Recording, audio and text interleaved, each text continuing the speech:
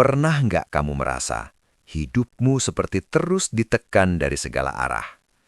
Usaha sudah, doa sudah, kerja keras sudah, tapi tetap saja hasilnya seperti tertahan.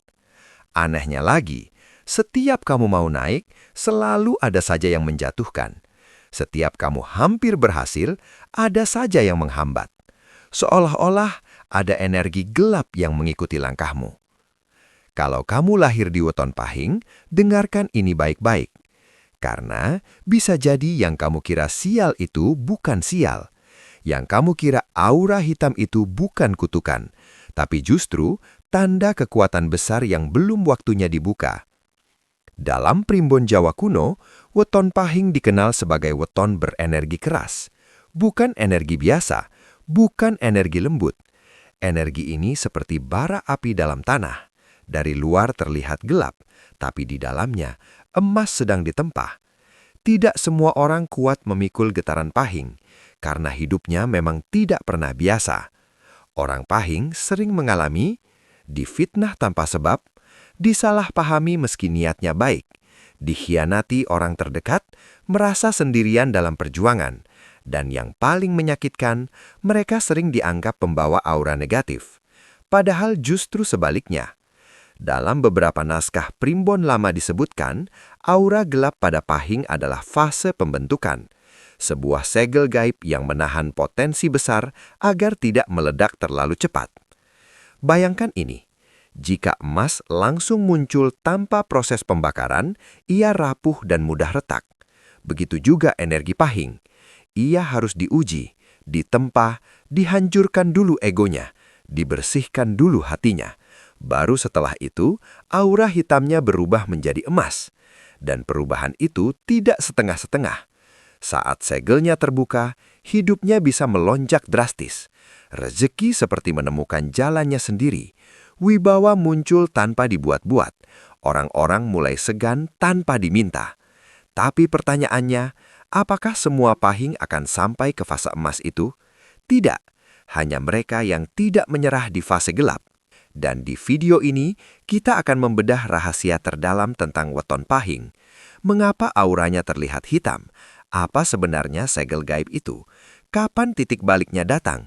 Dan tanda-tanda apa yang menunjukkan bahwa aura emasmu sudah mulai aktif?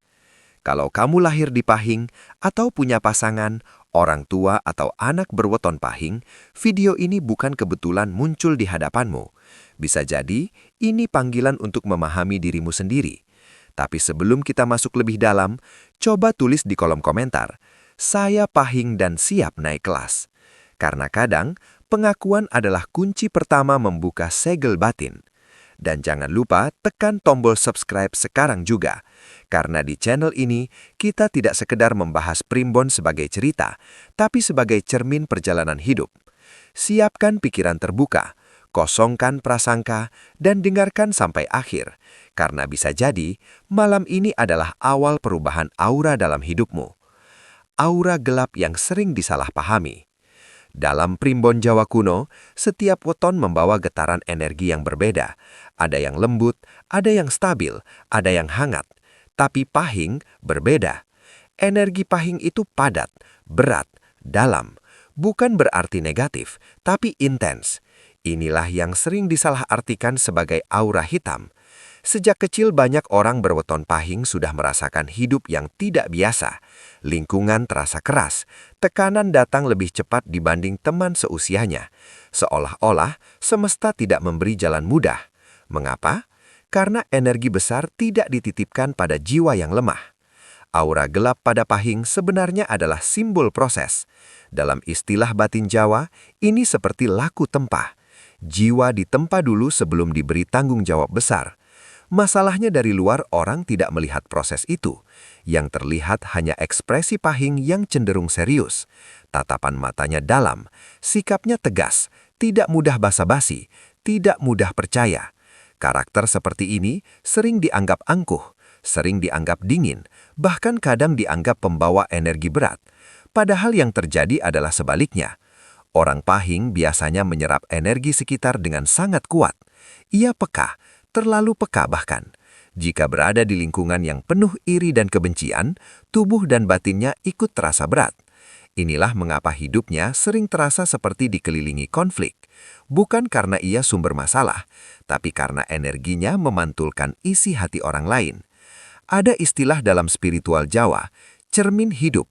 Pahing sering tanpa sadar menjadi cermin bagi orang di sekitarnya.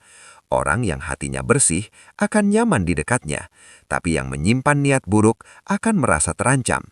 Itulah sebabnya Pahing sering mengalami pengkhianatan tanpa sebab jelas. Teman berubah, rekan kerja menusuk dari belakang, orang dekat tiba-tiba menjauh. Ini bukan kebetulan, energi Pahing memaksa masker orang lain jatuh.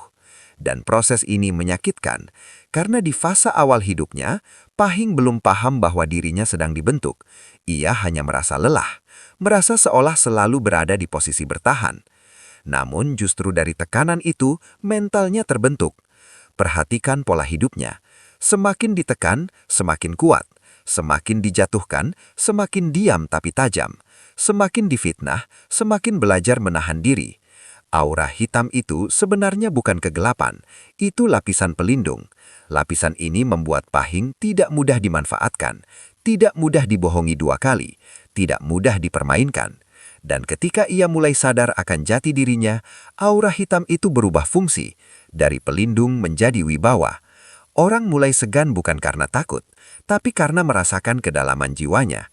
Di titik inilah, banyak orang baru menyadari bahwa yang dulu mereka anggap gelap ternyata emas yang sedang tertutup abu. Tapi ingat, tidak semua Pahing sampai ke tahap ini. Ada yang memilih pahit dan dendam, ada yang membiarkan aura gelapnya benar-benar menjadi kegelapan. Disinilah pilihan hidup bekerja. Primbon tidak pernah mutlak menentukan nasib, ia hanya menunjukkan potensi dan pola energi. Jika Pahing memilih membersihkan hatinya, menjaga laku, mengendalikan amarah, dan tetap rendah hati dalam tekanan, maka aura hitam itu perlahan akan berpendar. Bukan berubah menjadi lembut, tapi berubah menjadi karisma. Dan karisma yang lahir dari luka jauh lebih kuat daripada karisma yang lahir dari kenyamanan. Itulah mengapa banyak orang sukses yang lahir di fase hidup paling sulit, karena mereka pernah merasakan gelap dan tidak hancur di dalamnya. Jika kamu Pahing dan merasa hidupmu berat sejak awal, mungkin ini bukan hukuman. Mungkin kamu sedang dipersiapkan. Pertanyaannya sekarang sederhana. Apakah kamu akan melihat aura itu sebagai beban atau sebagai tanda bahwa jiwamu memang tidak diciptakan untuk hidup biasa? Segel gaib yang menutup potensi. Dalam ajaran Primbon Jowo, ada satu konsep yang jarang dibahas secara terbuka. Energi besar sering lahir dalam keadaan tersegel. Bukan karena dikutuk, bukan karena dihalangi, tapi karena belum waktunya dibuka. Weton Pahing termasuk salah satu yang sering disebut membawa daya simpan batin. Artinya, potensi dalam dirinya tidak langsung aktif sejak muda. Ia seperti pusaka yang dibungkus kain hitam. Ada isinya, tapi belum boleh digunakan sembarangan. Inilah yang sering membuat hidup Pahing terasa tertahan. Usahanya banyak, hasilnya kecil. Kesempatannya ada, tapi selalu meleset. Relasinya luas, tapi jarang benar-benar mendukung. Seolah-olah ada pintu yang belum dibuka. Dalam istilah leluhur, ini disebut segel batin. Kunci energi yang terpasang agar seseorang tidak meledak sebelum matang. Kenapa harus disegel? Karena energi Pahing bukan energi biasa. Ia kuat, tajam, dan punya daya dorong besar. Jika karakter belum stabil, energi ini bisa berubah menjadi ambisi berlebihan, ego keras, atau keputusan gegabah. Bayangkan, seseorang diberi pedang tajam sebelum belajar mengendalikan tangan. Bukan hanya melukai orang lain, ia bisa melukai dirinya sendiri. Begitu juga potensi Pahing. Karena itu, hidupnya sering dibuat tidak nyaman lebih dulu. Ia ditempa melalui kegagalan berulang, pengkhianatan dari orang dekat, keterbatasan finansial, tanggung jawab berat sejak muda. Semua itu bukan kebetulan. Itu proses pelunaan ego. Segel batin biasanya mulai retak saat seseorang mulai sadar dan berhenti menyalahkan keadaan. Ketika ia tidak lagi merasa menjadi korban, tapi mulai melihat pola. Di titik ini, perubahan kecil mulai terasa. Rezeki yang dulu tersendat mulai mengalir perlahan. Pertemuan dengan orang tepat mulai terjadi. Instingnya makin tajam dan jarang meleset. Ini tanda segel mulai longgar. Namun ada hal penting yang jarang disadari. Segel ini tidak dibuka oleh ritual, bukan oleh pusaka, bukan oleh jimat. Ia terbuka oleh laku hidup, kesabaran, kejujuran, pengendalian diri, kemampuan memaafkan. Semakin seseorang pahing mampu menguasai emosinya, semakin energi dalam dirinya terarah. Dan saat energi itu terarah, dampaknya luar biasa. Ia tidak perlu banyak bicara untuk dihormati, tidak perlu memaksa untuk didengar, tidak perlu pamer untuk diakui, karena auranya sudah stabil. Di fase ini, banyak orang terkejut melihat perubahan drastis pada diri pahing. Yang dulu diremehkan, kini diperhitungkan. Yang dulu dianggap keras kepala, kini disebut visioner. Padahal bukan berubah, ia hanya sudah matang. Namun tidak semua pahing sampai pada tahap ini. Ada yang berhenti di fase pahit, ada yang memilih menyimpan dendam, ada yang membiarkan lupa menguasai arah hidupnya. Dan ketika itu terjadi, segel tidak pernah benar-benar terbuka. Energinya tetap besar, tapi terpecah. Hidupnya naik turun tanpa stabilitas. Primbon Jowo selalu menekankan satu hal. Energi besar butuh wadah yang bersih. Jika hati dipenuhi iri, amarah, dan kesombongan, segel akan tetap menutup. Tapi jika hati dibersihkan melalui kesadaran dan laku yang baik, segel akan terbuka perlahan tanpa disadari.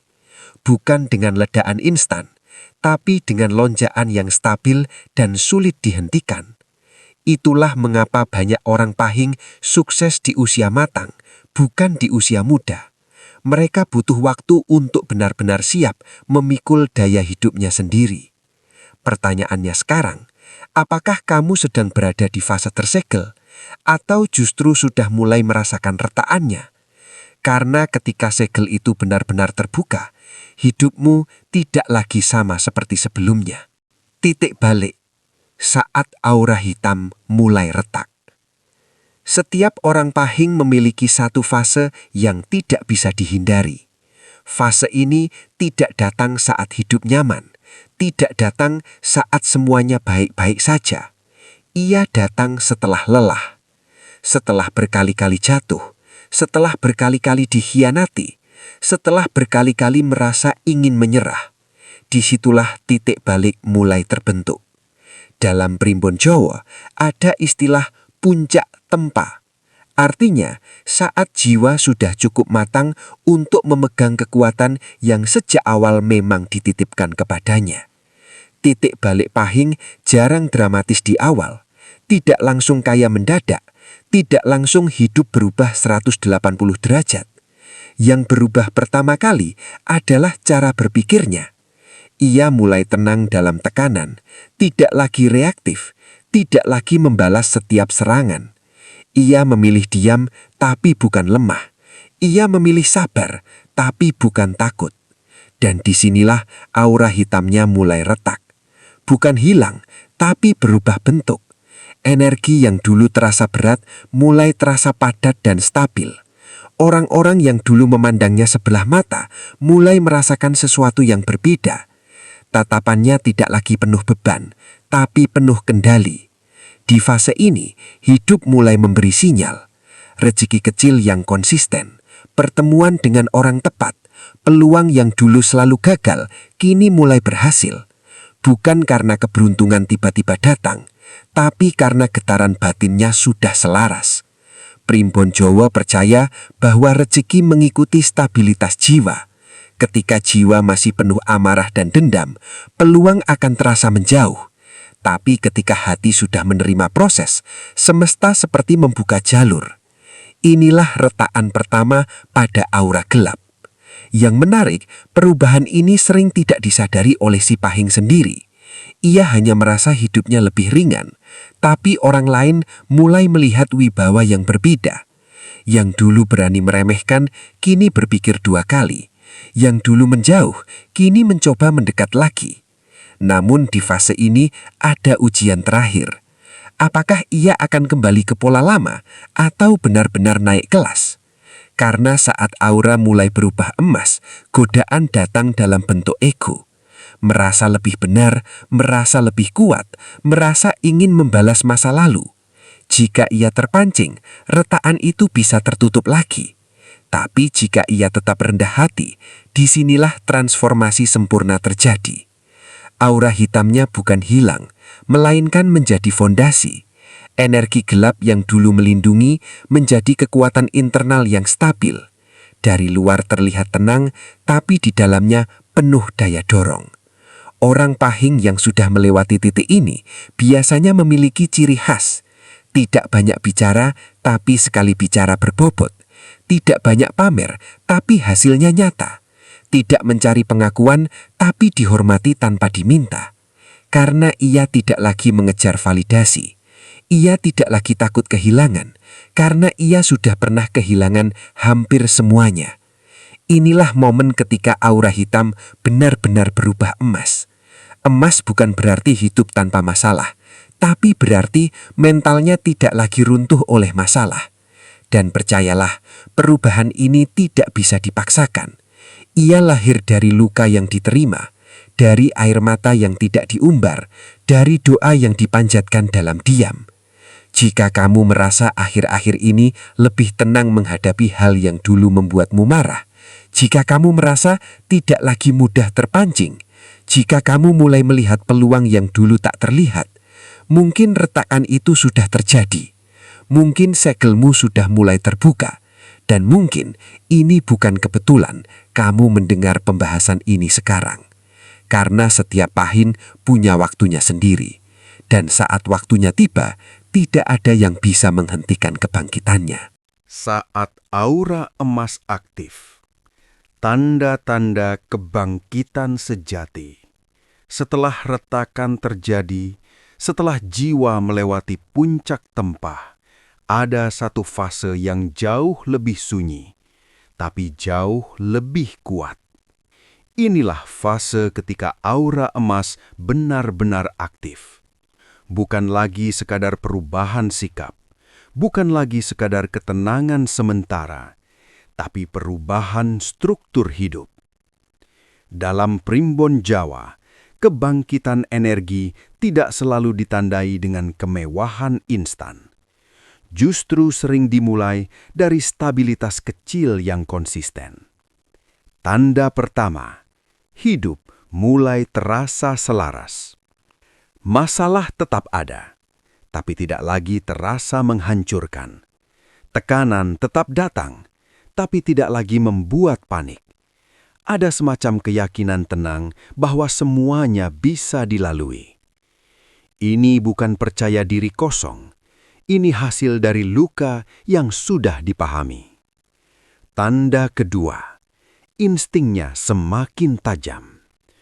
Orang Pahing yang auranya sudah emas memiliki intuisi yang sulit dijelaskan. Ia bisa merasakan mana peluang yang layak diambil, mana orang yang tulus, mana yang hanya mendekat karena kepentingan. Dan menariknya, firasatnya jarang meleset. Dulu mungkin ia sering tertipu karena terlalu percaya. Sekarang tidak.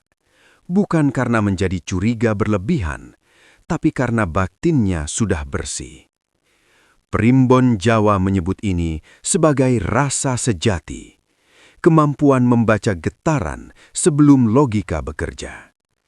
Tanda ketiga, rejeki datang melalui jalur tak terduga.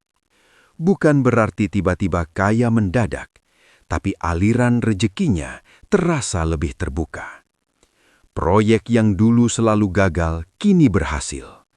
Usaha yang dulu stagnan mulai bergerak. Pertemuan dengan orang penting terjadi tanpa direncanakan. seolah-olah ada pintu yang akhirnya dibuka. Padahal pintu itu selalu ada, hanya saja dulu dirinya belum siap masuk. Tanda keempat, wibawa alami muncul. Orang-orang mulai mendengar ketika ia berbicara, bukan karena suaranya keras, tapi karena energinya stabil. Kehadirannya terasa, tidak perlu pencitraan. Ini yang disebut aura emas. Emas tidak berisik, tidak berkilau berlebihan, tapi nilainya diakui.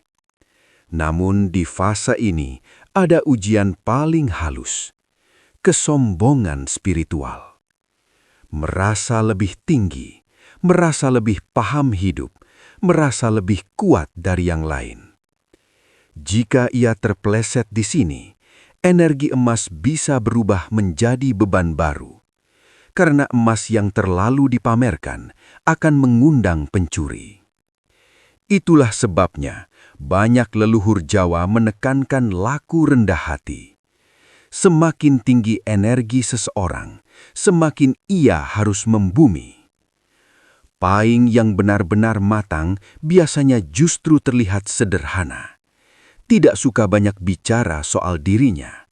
Tidak perlu menunjukkan bahwa ia sudah bangkit. Karena ia tahu, kekuatan sejati tidak butuh pengakuan. Dan ada satu tanda paling dalam bahwa aura emas sudah aktif. Ia tidak lagi membenci masa lalunya. Dulu mungkin ia marah pada pengkhianatan, marah pada kemiskinan, marah pada orang-orang yang meremehkan dirinya. Sekarang tidak. Ia melihat semuanya sebagai bagian dari proses. Tanpa luka itu, mentalnya tidak akan setangguh sekarang. Tanpa kegagalan itu, instingnya tidak akan setajam sekarang. Disinilah transformasi sempurna terjadi. Aura hitam yang dulu dianggap kutukan ternyata fondasi. Tekanan yang dulu terasa menyakitkan ternyata pembentukan. Dan sekarang ia berdiri dengan versi dirinya yang lebih utuh. Apakah setelah ini hidupnya bebas masalah? Tidak, tapi sekarang ia tidak lagi hidup dalam mode bertahan. Ia hidup dalam mode memimpin. Memimpin dirinya sendiri, memimpin arah hidupnya, dan sering tanpa sadar menjadi penuntun bagi orang lain. Jika kamu mulai merasakan tanda-tanda ini, ketenangan yang dalam, insting yang tajam, rejeki yang mulai selaras, dan hati yang tidak lagi penuh dendam, mungkin aura emasmu sudah aktif. Dan jika itu benar, hidupmu ke depan bukan lagi soal bertahan, tapi soal seberapa besar kamu berani melangkah. Menjaga aura emas antara takdir dan pilihan hidup. Banyak orang berpikir, ketika aura emas sudah aktif, maka hidup akan otomatis mulus selamanya. Disinilah kesalahan paling besar. Primbon Jawa tidak pernah mengajarkan bahwa energi besar menjamin kenyamanan abadi. Yang diajarkan leluhur justru sebaliknya. Semakin tinggi energi seseorang, semakin besar tanggung jawab batinnya. Aura emas bukan hadiah, ia amanah. Dan amanah bisa dijaga, bisa juga hilang. Orang paing yang sudah melewati fase gelap dan berhasil bangkit, biasanya memiliki daya hidup yang kuat. Tapi jika tidak dijaga, energi itu bisa kembali menjadi beban. Bagaimana cara menjaganya? Pertama, kendalikan ego. Ingat, dulu kamu ditempa karena kerasnya hidup. Jangan sampai setelah berhasil, kamu justru menjadi keras pada orang lain. Jangan membalas luka dengan kesombongan. Emas yang murni tidak berisik. Ia bernilai tanpa perlu berteriak.